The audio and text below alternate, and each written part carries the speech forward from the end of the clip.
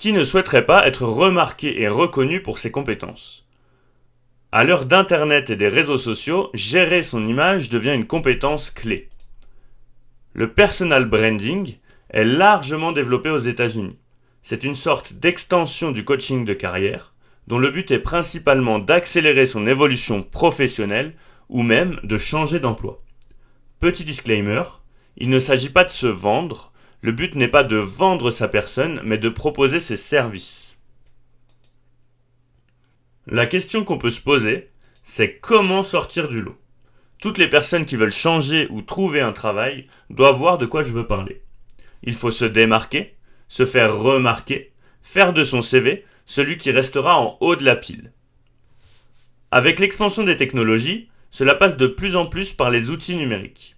L'enjeu est d'apparaître en premier sur les moteurs de recherche dans son secteur d'activité.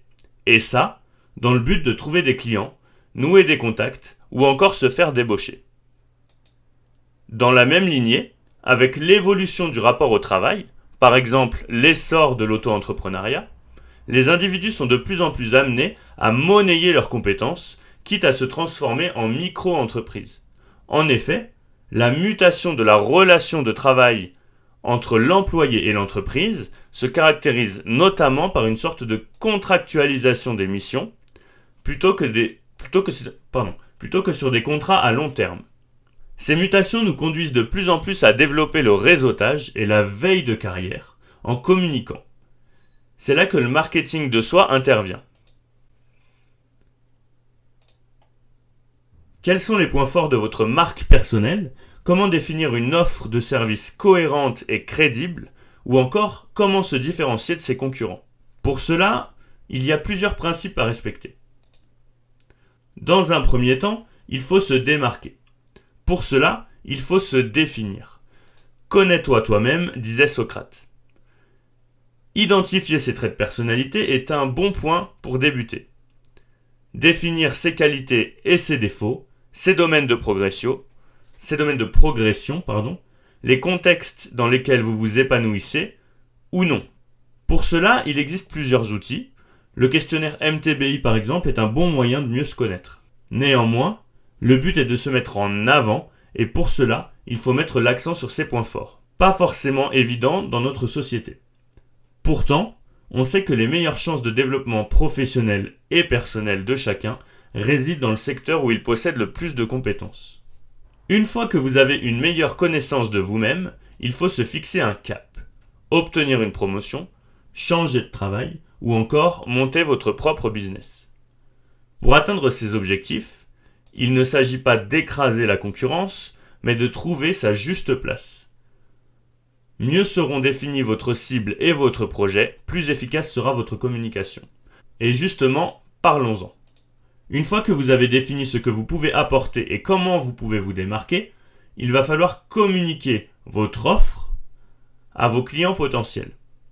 Pour cela, il va falloir définir ce que vous voulez transmettre et quels supports vont être les plus adaptés pour atteindre votre cible. Cette communication est essentielle. Si vous êtes excellent dans votre domaine mais que personne ne le voit, vous risquez de rester bloqué.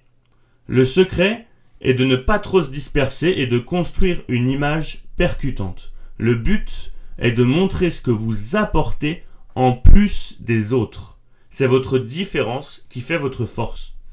Pour cela, un des points à travailler est votre elevator pitch. C'est une façon de se présenter rapidement en toutes circonstances. Il faut prendre en compte que vous devez immédiatement susciter la curiosité et l'intérêt de vos interlocuteurs. Que ce soit les algorithmes des réseaux sociaux ou votre recruteur, pour intéresser un individu, il faut réussir à le captiver. Pour cela, un des points à travailler est votre elevator pitch, façon de se présenter rapidement dans toutes circonstances. Il faut prendre en compte que vous devez immédiatement susciter la curiosité et l'intérêt de vos interlocuteurs, que ce soit les algorithmes des réseaux sociaux ou votre recruteur. Pour intéresser un individu, il faut le captiver. Aujourd'hui, cultiver son image passe de plus en plus par les réseaux sociaux. Sur le web, pour se faire connaître, il faut maîtriser les rouages de façon à ce que notre profil soit mis en avant. Vous allez devoir faire des choix. Plateforme, titre, façon de vous présenter, etc. Ces choix vous engagent et détermineront la réussite de vos objectifs. Au même titre qu'une stratégie marketing, cultiver votre marque implique de mettre en place des actions de communication régulières et cohérentes sur votre profil. Cette communication va aussi déterminer la façon dont les gens vont vous percevoir et doit donc rester en phase avec votre personnalité. Cela nous mène à notre troisième point, la crédibilité.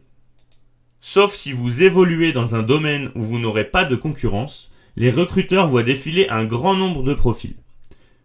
Ils ont de l'expérience et n'ont pas de temps à perdre. Soyez authentique. Les discours tout préparés peuvent vous desservir. Les recruteurs ne vous verront pas comme un candidat sérieux si vous choisissez l'option du surfait. C'est une question d'image. Cette image doit être cohérente avec votre projet.